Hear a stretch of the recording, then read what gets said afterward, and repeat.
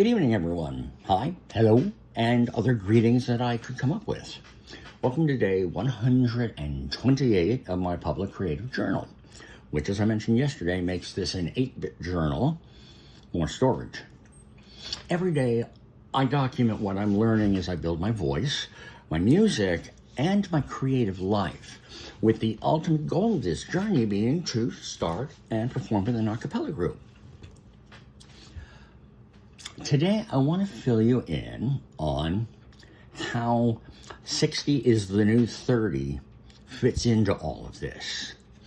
You may have noticed that today, I actually said my voice, my music, and my creative life. That's where the emphasis was. And I think that's the relevant thing for today. But before I get into all of that, as always, if you enjoy the series, please feel free to refer it to other people. Subscribe if you're not. Apparently, pressing the bell is important. That's the kind of creator I am. If the entry today is of interest to you, please like so I know if the material was worth having in there. And of course, your comments always help me understand how things are going. So, let's back up. So putting today together, it's a bit tricky.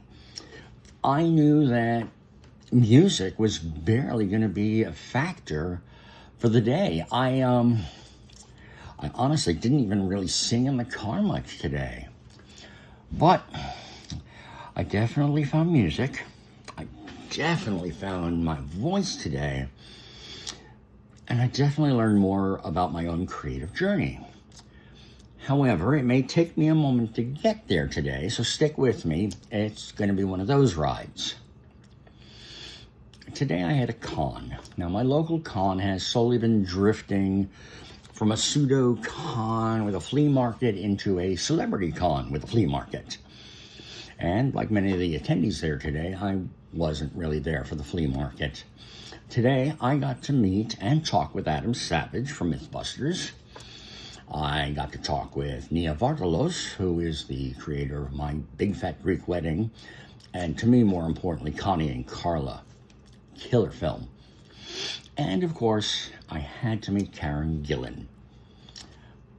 Gunpowder Milkshake, Douglas is Canceled, Selfie. Oh yeah, Nebula in the MCU, and Amy Pond in Doctor Who. Nothing big there. Big fan. My family, son and spouse, came with me. Now, my spouse doesn't typically have an interest, motivation, or honestly the spoons to go to this con.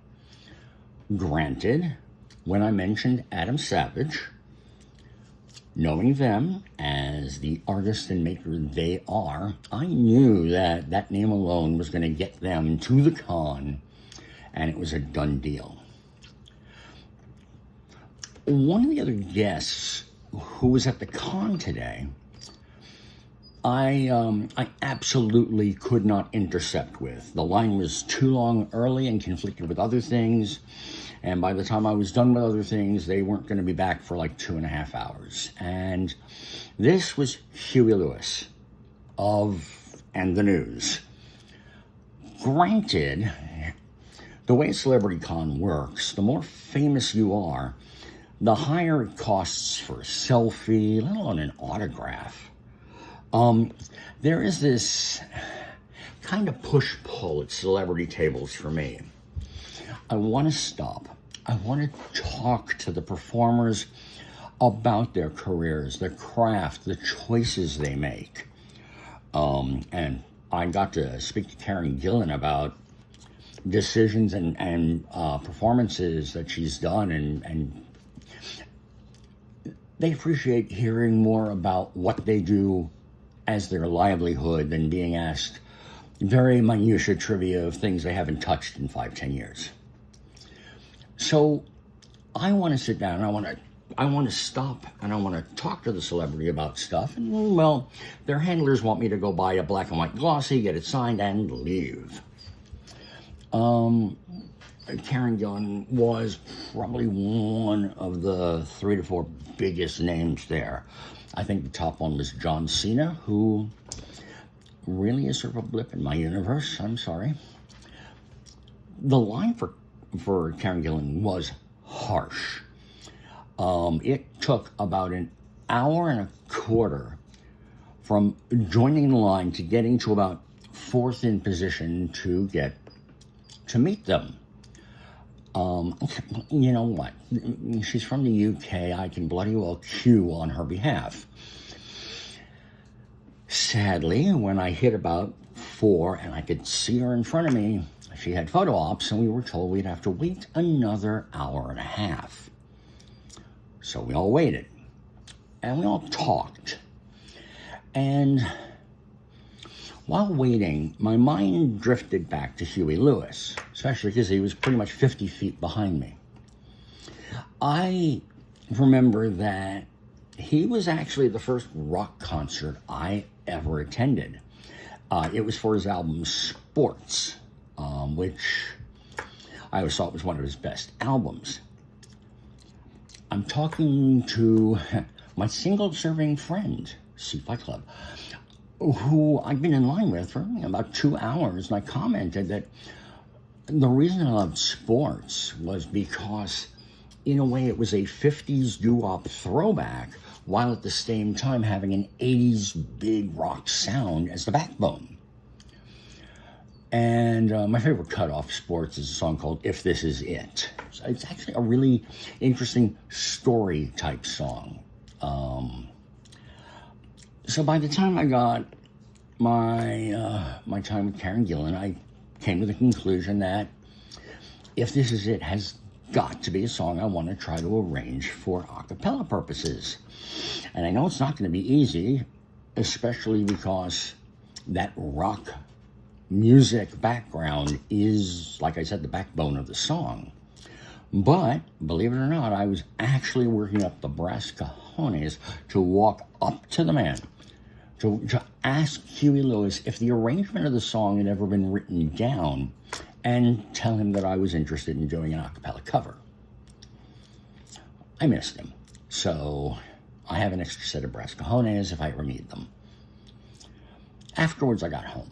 And typically at home, especially on the weekends, my son and I will watch YouTube for music quizzes, pretty much 70s and 80s. And I'm actually really proud of my son. He is solidly up the middle of Gen Z, and he can rattle off a lot of 80s songs with barely any of the song playing.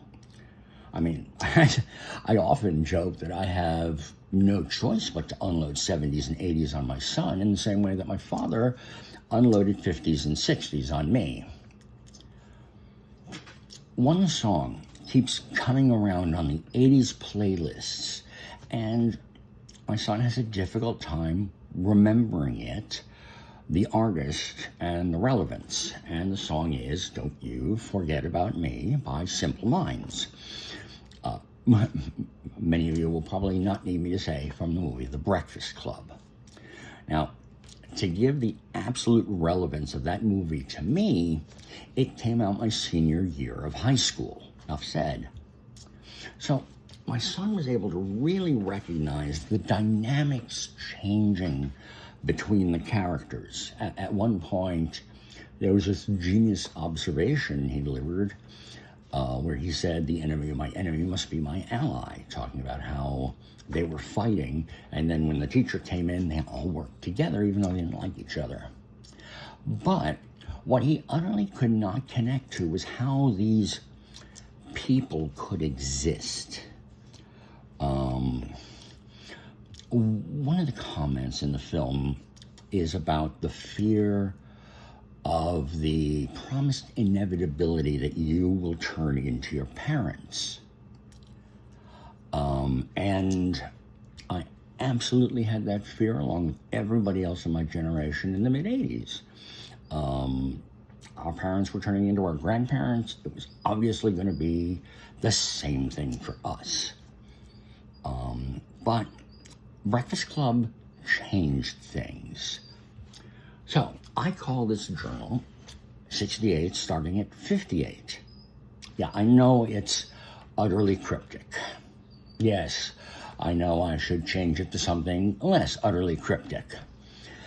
No, I don't know why I'm talking to you figuratively instead of in the comments. Anyway, I am nearly 60. I was born in 68. I was as Gen X as they came, and I often describe myself as a true 80s teen. Turned 13 in 81, turned 19 in 87, high school 82 to 86. You just do not get more teenage decade than that. Yeah, maybe you offset it by a year or two. But anyway, I found myself explaining to my son not the social dynamic between the characters, but how characters like the criminal and the basket case exist. I mean, it does still happen. It's still out there.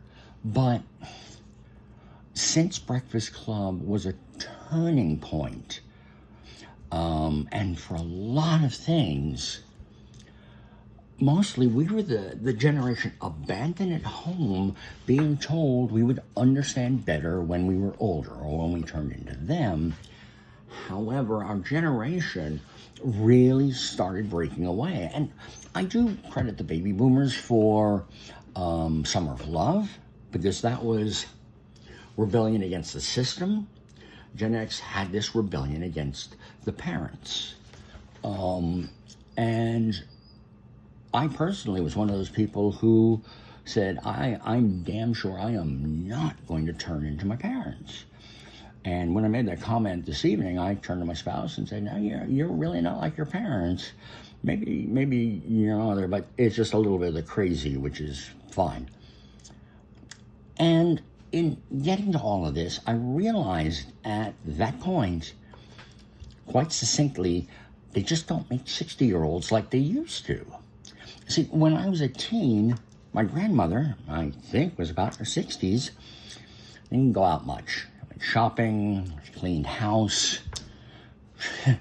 She had plates hanging on the wall as decoration. Yeah, not the kind you eat off of. But in retrospect, I can see all the ways that my grandmother was slowly turning her daughter to be just like her. Now, don't get me wrong. Absolutely love my grandmother. If she were here today, the first thing I would do is get her recipe for boiling chicken soup until the chicken falls off the bones. It's just one of those memories you just can't release. Anyway, in retrospect, she was a hard, domineering personality who never believed anyone, especially her own family, would ever measure up, and she pretty much kept everyone in their place. When I was a teen, a 60-year-old was B. Arthur in The Golden Girls, or Mrs. Garrett on The Facts of Life, or Jessica Fletcher on Murder, She Wrote.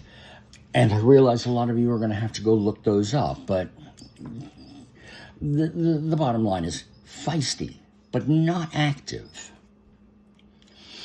The thought came in my head again. They don't make 60-year-olds like they used to. And I, for one, am damned relieved about this. I travel, I game, I sing, I go to concerts.